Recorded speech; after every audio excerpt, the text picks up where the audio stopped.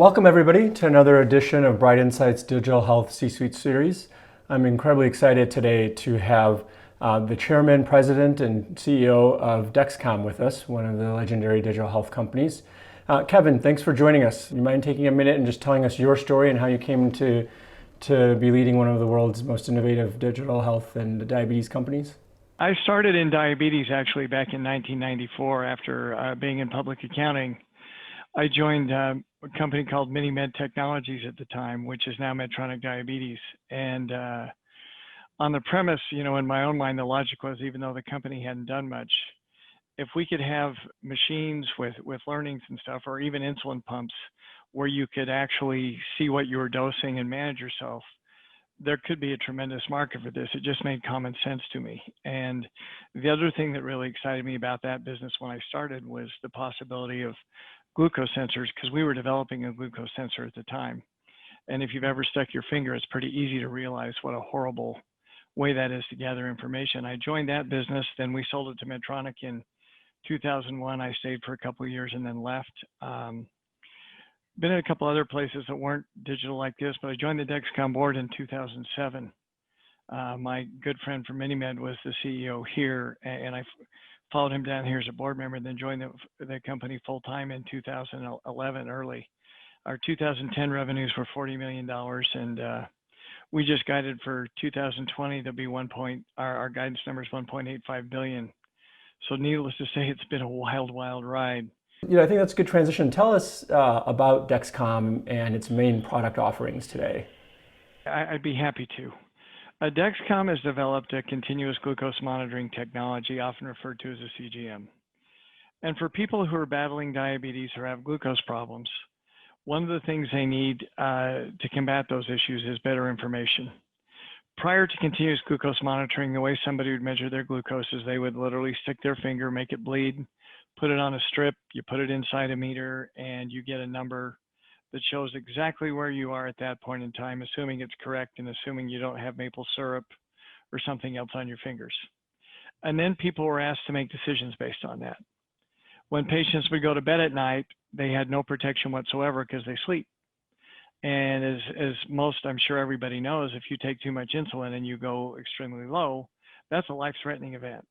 So you'd see parents or spouses or even children of parents waking up all night 4 or 5 times to go stick the finger of somebody who's asleep to find out what their glucose values are and make sure they're safe.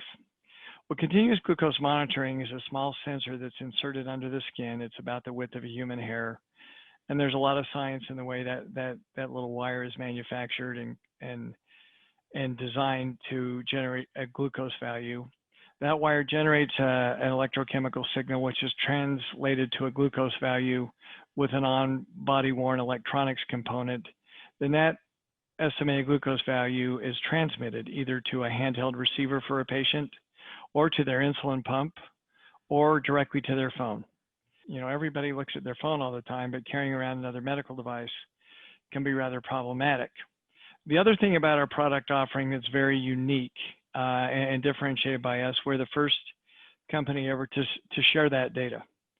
So imagine if you have type 1 diabetes, you're on insulin, and you run the risk of going low or high and you're out of town. And the best way I can describe it is a story I was told by a woman who was filming.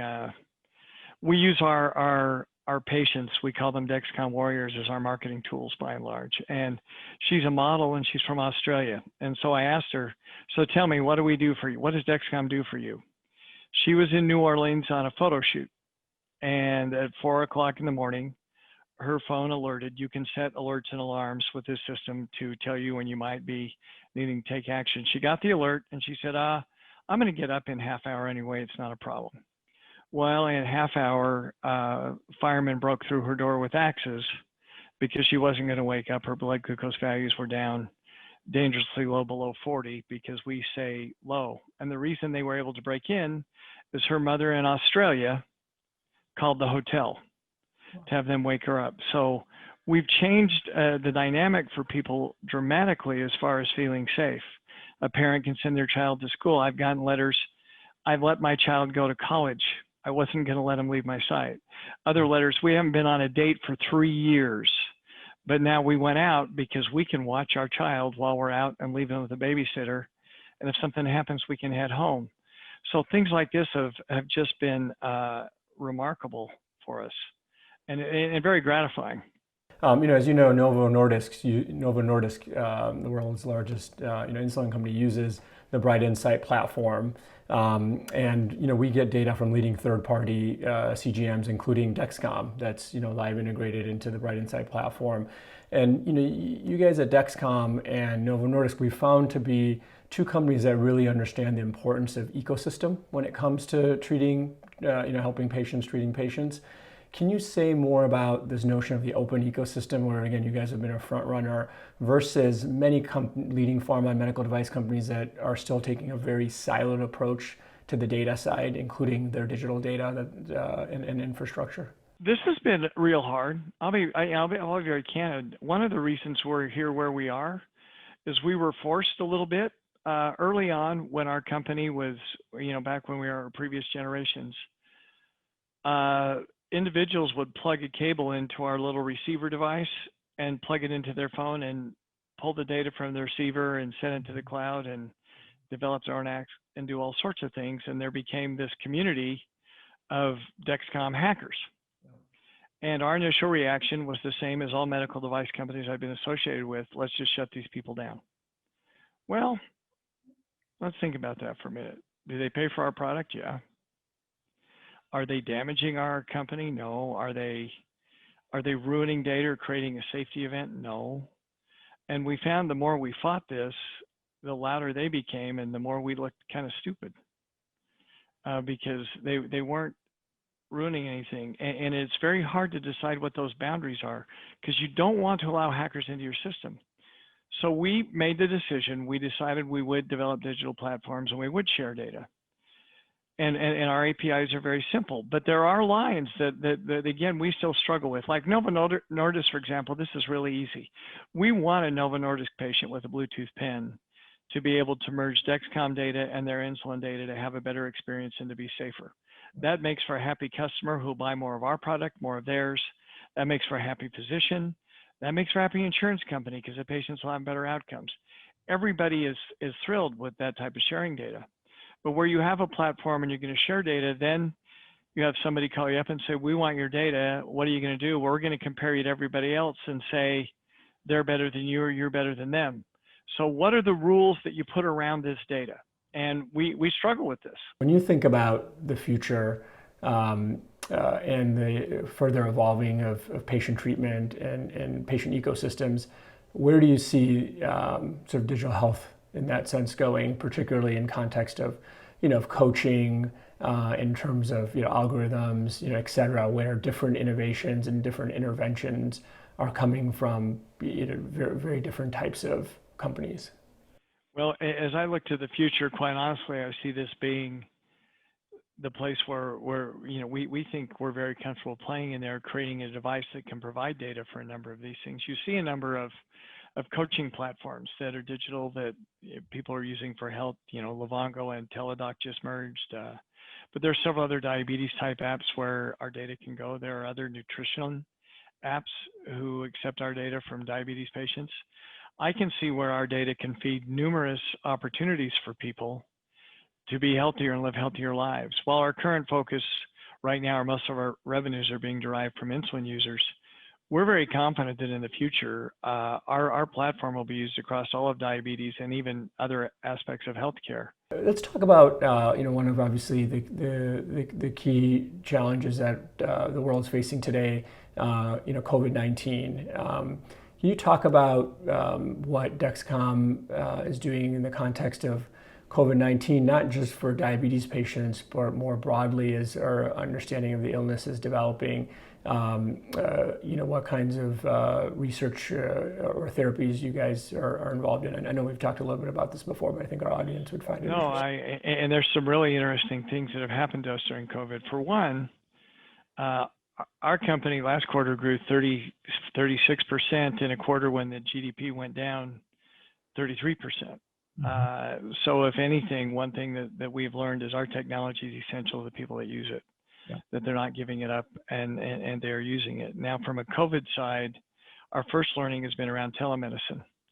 You know, physicians with our cloud-based platform, our data going to a phone, to a cloud, a physician can call your Dexcom 3-month report up on their computer at home instead of the office visit. They can call you and tell you what to do and look in on you and see how you're doing. For newly diagnosed patients, I had a physician I've known for over 20 years call me up and say, I am now putting your device on every newly diagnosed patient, and I don't have to see him again. I monitor him from home. I follow him on my phone. And I'm saying, well, I wanted to say, well, I've known you for 20 years. You could have been doing this for a long time, but thank you for finally treating your patients in the best way possible.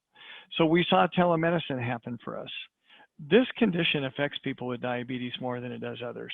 In fact, a large percentage of the deaths, I read a paper yesterday that said the deaths below 65, half of those people had diabetes.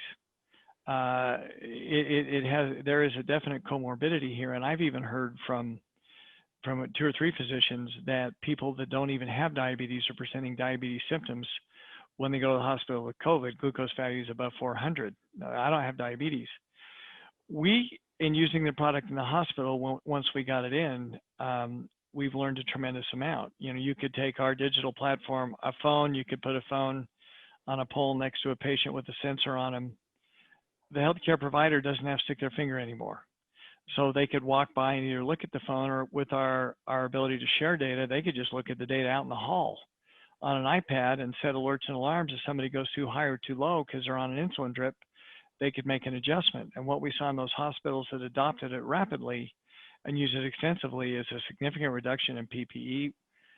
You know, more than half the trips into the patient rooms for the patients with diabetes left, and the data was very good. But what we also learned is it's a different customer and a different use case. And the most important thing in the hospital is not necessarily the most important thing to a patient sitting at home following their child, or just an individual using the device. So we're going to have to do some different engineering on the product and the software application over time, because the experience has to fit the workflow. You know, our customer here is the healthcare provider, and we need to make things a little bit easier as far as pairing the device and getting things going. But the learnings have been fabulous, and we're gathering data to support continued use of the product in the hospital. We think it will be a good market. Well, Kevin, really thanks for taking the time today. We really appreciate it, and our viewers really appreciate you taking the time. I know you were going to be one of our keynotes at our BrightInsight ecosystem event that we unfortunately had to cancel due to COVID, but hopefully we'll all be able to do that together in person next year. I'll do it another time. That'd be great. Yeah. Best of luck to you and the whole Dexcom community. Thank you, Kevin. Thank you, and thanks for having me, you guys.